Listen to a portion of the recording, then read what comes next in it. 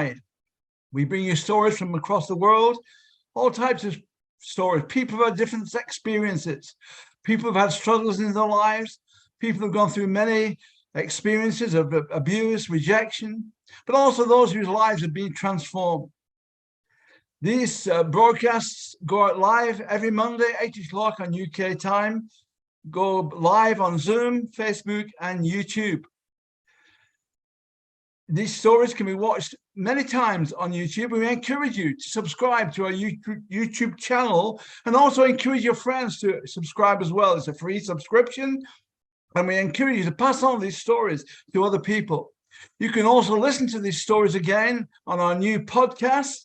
If you want to find that, you go to LifeStories Worldwide and radio on Spotify, and there you can listen to these stories again.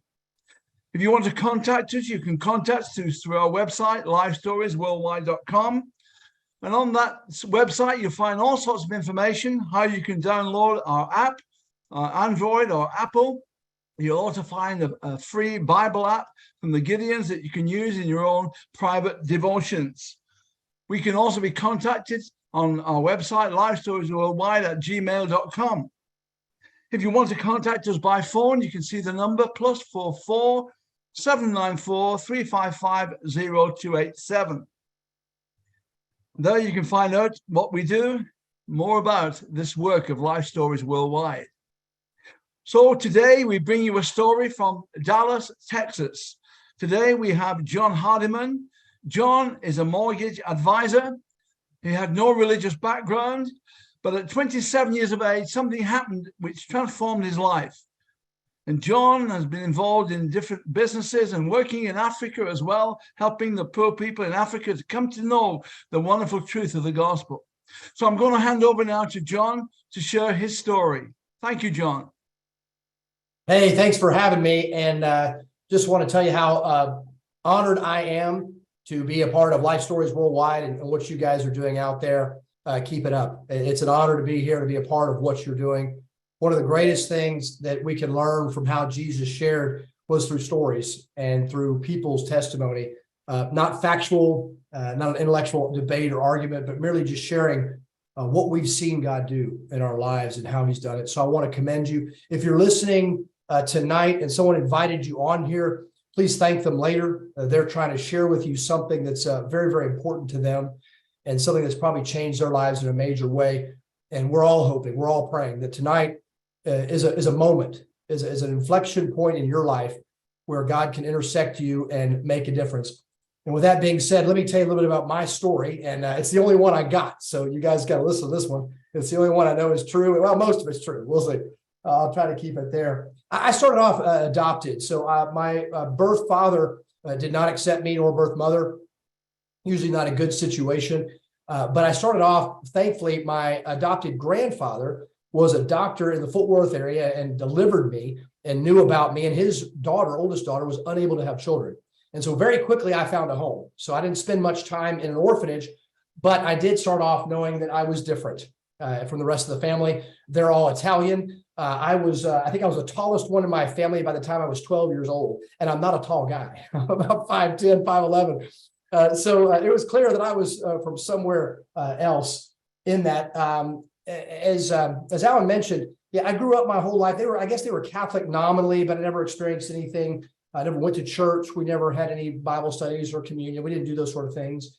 And I grew up, but my dad was trying to prove himself to his father-in-law. And so he was becoming a doctor himself, an orthopedic surgeon in the Houston area. So he was working very hard. And my dad came from my adopted father, that is, came from a rough background, very poor in New Mexico. And so he never had fatherhood modeled for him. And so my father is a great guy. He never abused me or anything, negatively in that sense. He just wasn't around. And so I never had much of the affirmation or much time with my dad. If it was the weekend, he was down at the hospitals doing that sort of thing, or maybe playing golf, if he had a free day. And I was the only child. They never had anyone else or adopted another child after me. So I was somewhat spoiled as I grew up in terms of that, but not in terms of time.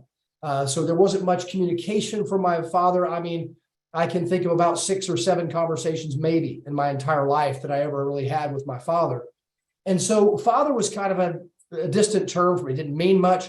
I tried to get his attention by excelling in school, even in excelling in sports, doing whatever I could do to try to, basically gain acceptance. I still had this negative thing in the back of my mind where I was trying to, prove myself, which is not unusual. I think we all set out to kind of do that. We want to be special. We want to be accepted. We want to be honored in the places we step into. So I went to a secular private school, a very, very good school in Houston, St. John's, and it set me up for great success. I finished toward the top of that class with full scholarships to university. Very quickly, I decided I was going to be like dad. I thought one of the ways I could maybe gain my father's attention was to also be a surgeon. And so I started off pre-med, and boy, did I hate it. It was just not for me. God bless the doctors out there memorizing all that stuff, but it wasn't the best for me. I came home one day for a Christmas break, my freshman year, and my mother had just passed away. You need to know that part of the story. My mother had gotten cancer toward the end of my senior year and passed away very suddenly. In about 3 months, she was gone from an advanced form of pancreatic cancer. And so it was just dad and I. And really, for me, that meant it was just me, because dad really wasn't around that much. Mom was more than that. So when mom left, it was pretty much, I had to figure out life a lot on my own. So I came home for Christmas. It was just he and I. And we're out shooting pool and drinking beer, which is what dad did. And if you're the son, you're going to go do that with him because you want to be with him. And I asked him just in passing, would you do what I'm doing?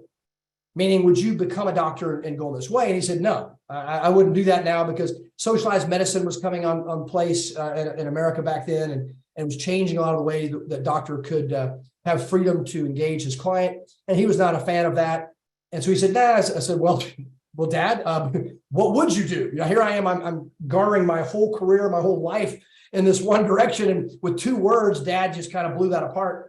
And he said, well, I don't know, I'd go become a business guy or a lawyer or something like that.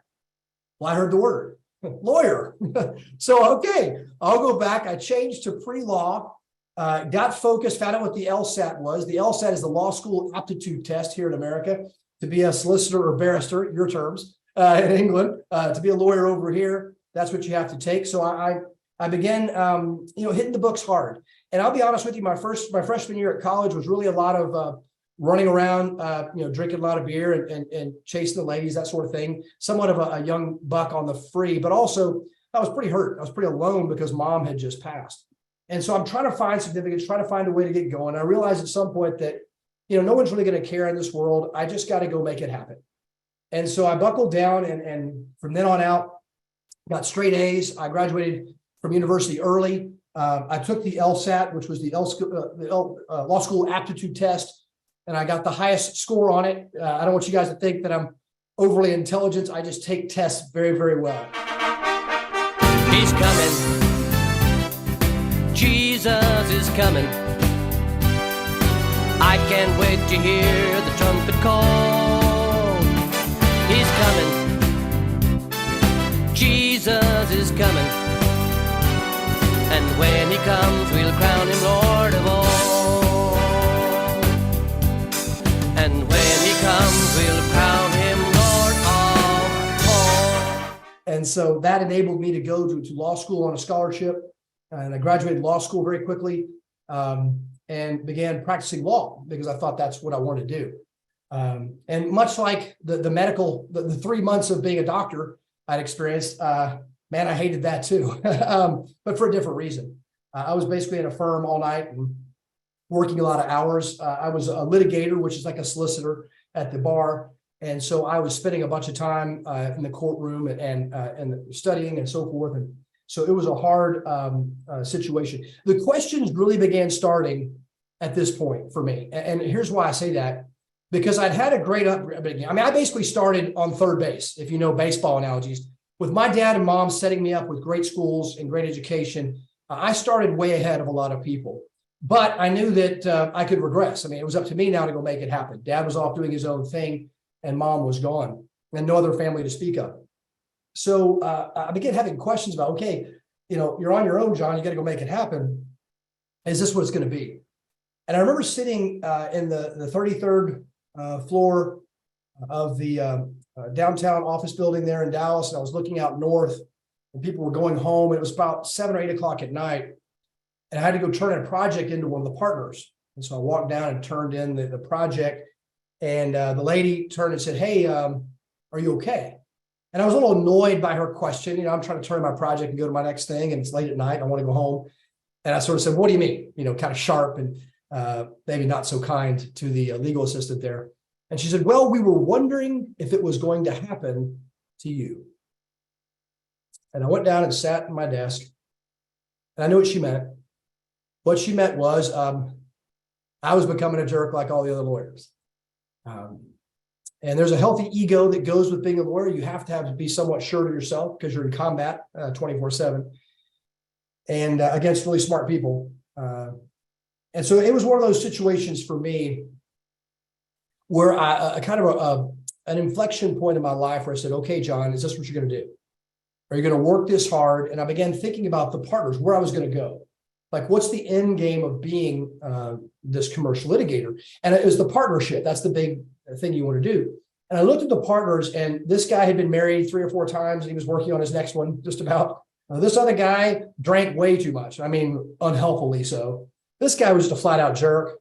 The fourth guy, okay, he was okay. Okay, and he was all right. He worked too much, but he was an okay guy. So the percentages didn't look great. It didn't look good for what my life was going to look like if I kept going down this run. And I just walked out that day. And I'll tell you more about why that made sense later. At the time, I thought it was something I was doing. I thought I was controlling and shifting gears in my life. But as many times we find, often it was God at work, maneuvering some things to get us to see him a little more clearly. And I found myself in some entrepreneurial endeavors. I thought, where it's at is business and being an entrepreneur and real estate and those sort of things. And I found myself around a lot of people that were entrepreneurial. And I didn't know this at the time, but they were all Christians. They were all believers. They all knew that I was not. It was pretty obvious to them. I would show up at the meetings. Sometimes it was a Saturday morning meeting. I'd show up maybe a little hungover. So it was pretty clear out of the whole group what John was doing the night before. And but they were praying for me. I didn't know this at the time. But what was interesting to me was I think I began to experience what fatherhood meant for the first time. Because when I was in the law firm, the mentors, the partners there, it wasn't about me. It was about production. It was about billing more hours and making more money for the firm. For the first time, they would ask me questions like, "Hey, how are you doing? How can I help you? Is there anything I can teach you? Anything you'd like to know about this business?" And I never had questions like that asked of me before. It was all up to me to figure it out, all up to me to go win, so to speak, in terms of intellectually and discerning it. And it was odd at first because you take it when someone asks you that, you think, "Well, I'm fine. I don't need your help." There's this kind of an idea. But when I would go home and say, I said, "Man, that was really nice. That was really, they care." There's something different about this group of people. Yes, it's a business. Yes, they're making money, but there's something else that's happening that I'm attracted to with these people. So my questions are starting, and here I am working with them, and their ethic is there. I see this integrity that I've not seen before. There's a phrase in business we use often. I think it's somewhat a familiar term, which is we trust, but we verify. And in the law practice, that's certainly what we did. I'm sure I trust you. I'd go verify it 3 other ways, for whatever you said. But this time I found I didn't have to verify anymore. That what they said and what they did were just kind of the same thing. They did what they said what they did. If they made a mistake, they owned up to it. It was a different world for me in this game. And so for the first time, I had some older men around me that were really father figures in the sense they were teaching me, leading me, encouraging me. They were guiding me through this process.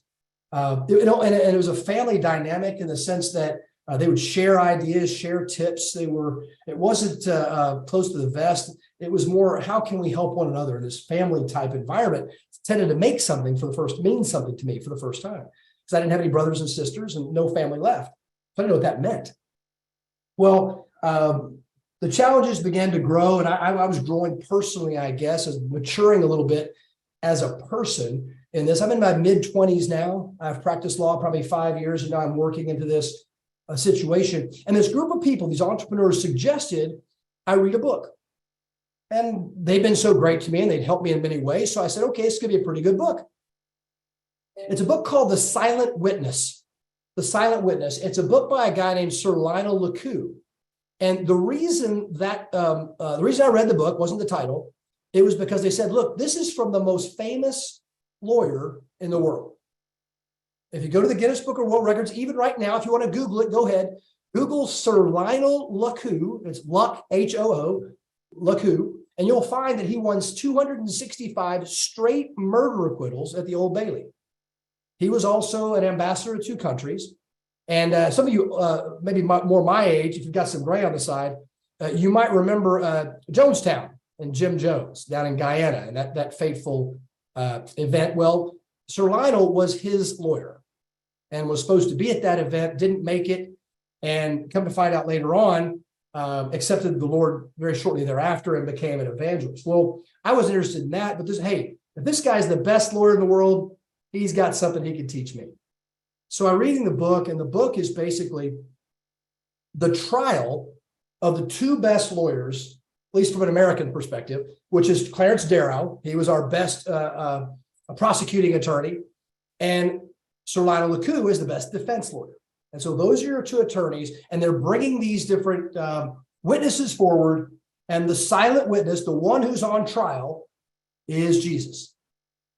And, I had thought about Christ before. I had thought about faith, but I thought it was just for weak people who needed a daddy in heaven or something that made them feel good. That was, He's coming. Jesus is Life Stories.